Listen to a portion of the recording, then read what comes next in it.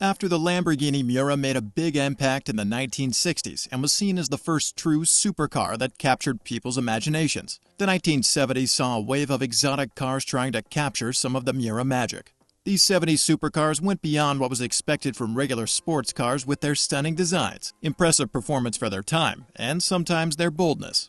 Join us as we explore the 13 rarest supercars from the 1970s you never knew about. Number 13. 1974 Lamborghini Countach.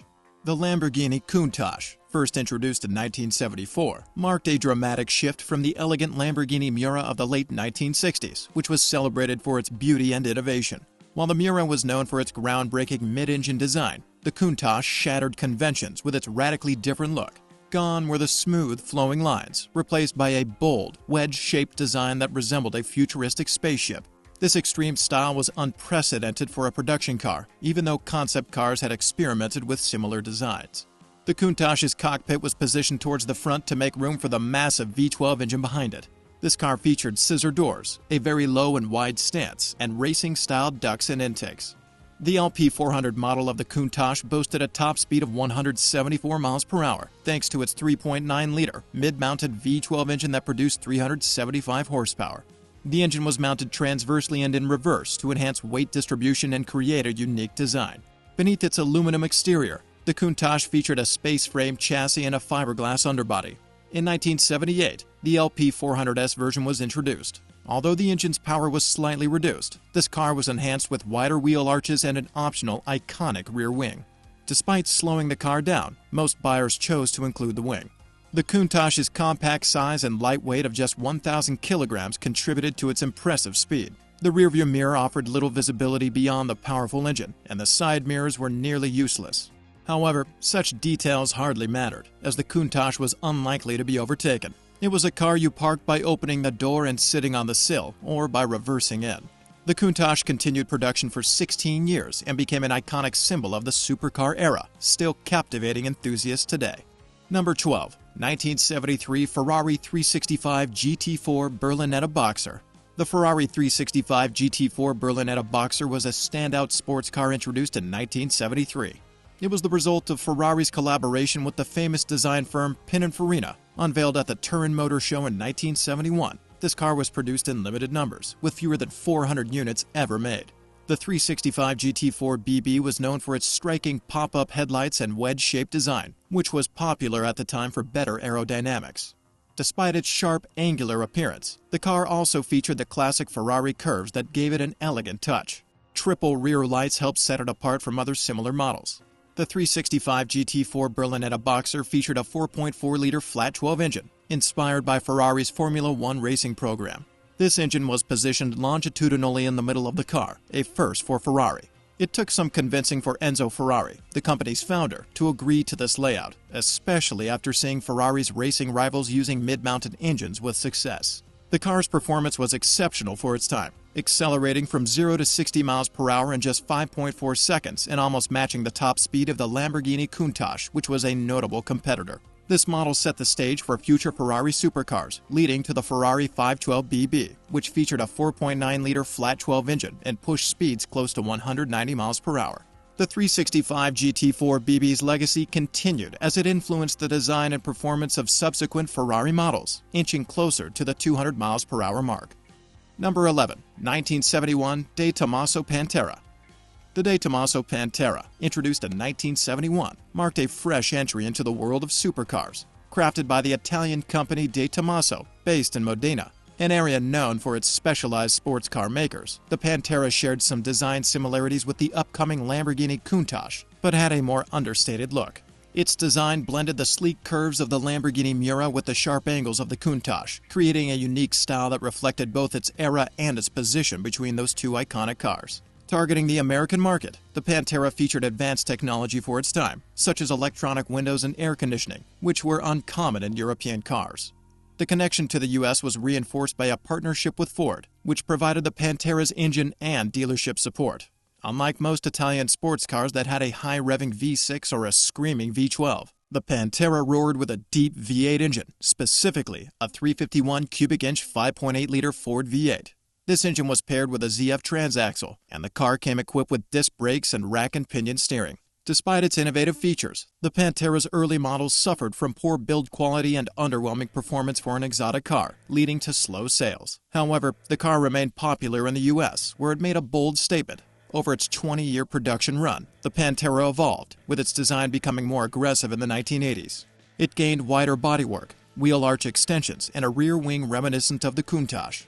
After the Ford deal ended, production dwindled to smaller numbers, marking a shift from Pantera's earlier success. Number 10. 1971 Maserati Bora. The Maserati Bora, introduced in 1971, was a new sports car designed under the influence of the French company Citroën, which had taken control of the Italian brand in 1968. Citroën quickly set to work on creating a modern two-seater supercar. The Bora was first displayed at the Geneva Motor Show in 1971, and by the end of that year, it was already in customers' hands.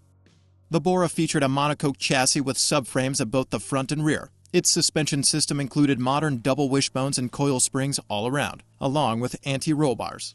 The Bora's design blended the popular wedge shape with a more sophisticated touch. It had a large rear deck reminiscent of Grand Tourers, with extensive glass areas that showcased the engine and highlighted the fastback styling of the car's rear. Citroën's influence was evident in the technology, which included hydraulic controls for the vented disc brakes, the pedal box, the driver's seat, and the pop-up headlights. The Bora was known for its stylish appearance. Under the hood, the Bora used Maserati's classic all-aluminum V8 engine, initially expanded to 4.7 liters, delivering a respectable 310 horsepower. It had a top speed of 170 miles per hour and could accelerate from 0 to 60 miles per hour in a leisurely 6.5 seconds. The Bora shared its ZF transaxle with the Pantera. However, Maserati was sold to De Tomaso in 1975, and with the Pantera still in production, the Bora was phased out, with only 524 units produced before its discontinuation in 1978. Number 9. 1970 Lamborghini Durama. The Lamborghini Durama was introduced in 1970 and is a significant model in Lamborghini's history, bridging the gap between earlier supercars and the revolutionary Countach. The Durama was essentially a redesigned Acelero coupe, adapted to meet U.S. safety standards. This transformation underscores how supercars evolved over time and highlights the dramatic impact the Countach had on the automotive world.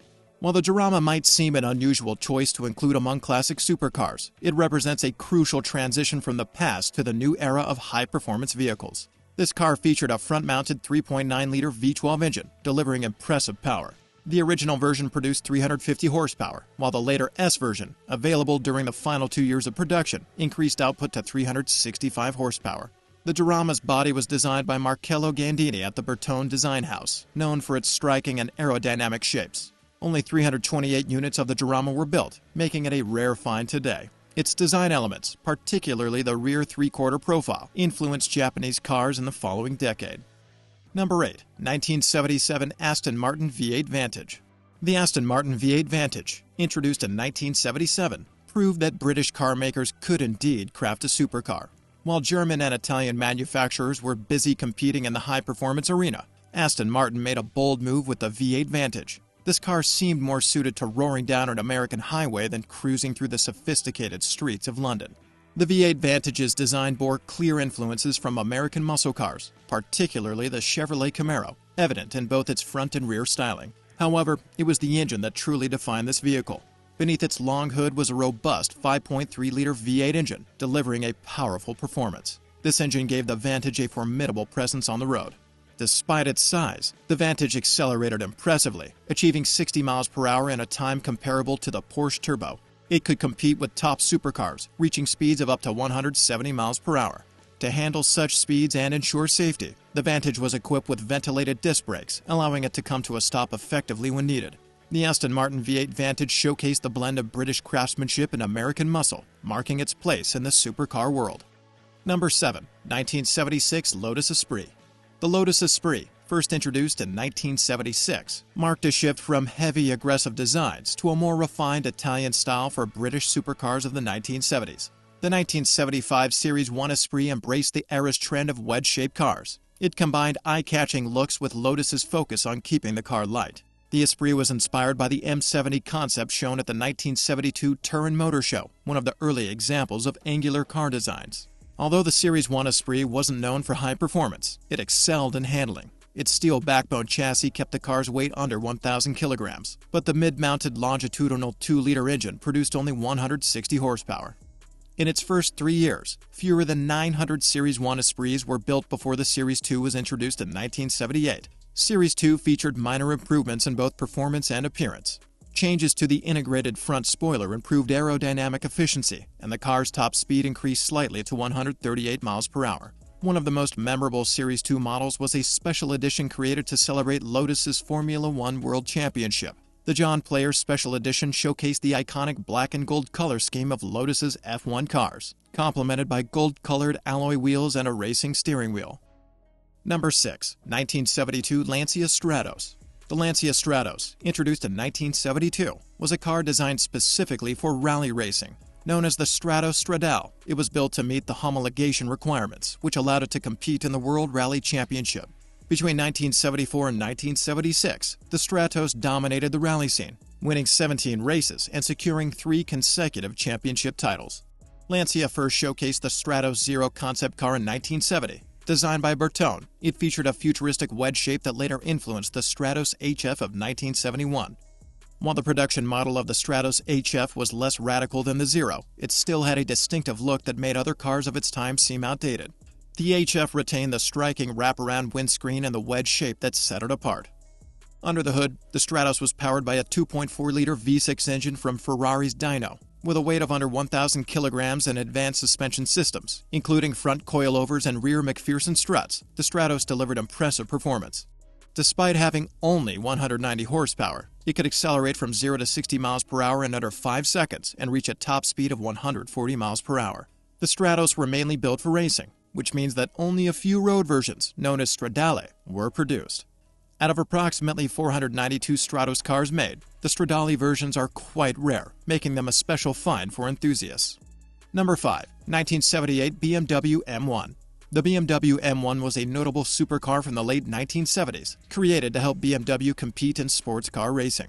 This model was designed specifically to meet racing requirements, enabling BMW to challenge Porsche on the track. Initially, Lamborghini was set to build the car, while BMW provided the engine. The engine was a fuel-injected 3.5-liter 6-cylinder unit with 6 throttle bodies, producing 273 horsepower and reaching speeds of 160 miles per hour. However, Lamborghini struggled in the 1970s despite its impressive cars, so BMW decided to handle the main production. Between 1978 and 1981, fewer than 500 M1s were built, even though only 400 were needed for racing regulations. The M1 featured an advanced space-frame chassis with a fiberglass body and a mid-mounted straight-six M88 engine. This engine was based on the successful M49 unit used in BMW's 3.0 CSL racing cars. The M1 led to the development of the powerful 850 horsepower Group 4 and Group 5 Le Mans cars in the famous Pro Car Series. In this series, Formula One drivers raced against sport and touring car drivers, making for thrilling competition. Number 4. 1973 Chevrolet Aerovette. Chevrolet had been considering the idea of a mid-engine Corvette for many years before finally releasing the C8 model. Things might have turned out differently if the Aerovette had actually gone into production. The story of the Aerovette begins with Chevrolet's experiments with mid-engine Corvette concepts during the late 1960s and early 1970s. In 1973, General Motors introduced a concept car known as the four-rotor Corvette, which featured a Wankel rotary engine. This was part of General Motors' fascination with this type of engine at the time. However, the oil crisis of the 1970s caused GM to abandon their rotary engine program. As a result, the four-rotor Corvette was renamed the Aerovette in 1976 and was fitted with a traditional small-block V8 instead. During the 1970s in America, small-block V8 engines were preferred for their relative affordability and performance. Despite the change, there was significant interest in the Aerovette, and it was reported that Chevrolet had even approved the car for production. However, just as things seemed to be moving forward, Chevrolet decided against it and canceled the project.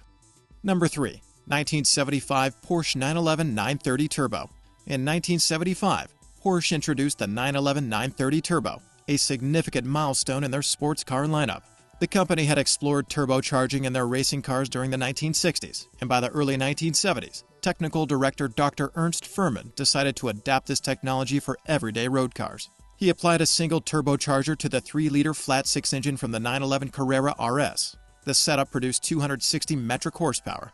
Originally intended as a special model for homologation, the car was internally known as the 930, but it quickly became popular with the public simply as the Turbo. The 930 Turbo featured distinctive flared wheel arches to accommodate the wider tires needed for its performance. Additionally, it came with a large whale-tail spoiler that helped manage airflow and provide stability at high speeds. Unlike the 5-speed manual gearbox found in the standard 911 Carrera, the Turbo used a 4-speed manual gearbox to handle the increased torque from the turbocharged engine. In 1978, Porsche increased the engine size to 3.3 liters and added an intercooler, which raised the power output to 300 metric horsepower. At this time, the whale-tail spoiler was redesigned into a flatter T-tray shape. Despite its challenging handling characteristics, known as Widowmaker for its reputation, the 930 Turbo remained in production until 1989, receiving a 5th gear for its final year. The 930 Turbo was equipped with a 3-liter flat-6 engine, rear-wheel drive, and a 4-speed manual transmission. It could accelerate from 0 to 60 miles per hour in 5.5 seconds and had a top speed of 155 miles per hour. Number 2. 1975 Dome Zero. In the mid-1960s, Minoru Hayashi began designing and building racing cars in Japan. By 1975, he established the company Dome with the plan to create a small number of road-going sports cars. The goal was to use the profits from these cars to help fund Dome's participation in the prestigious Le Mans race. The cornerstone of this plan was the Dome Zero, a car equipped with a 2.8-liter Nissan inline-6 engine. It was lightweight and had a distinctive and striking design. Despite Dome's efforts, they were unable to get the Zero approved for sale in Japan.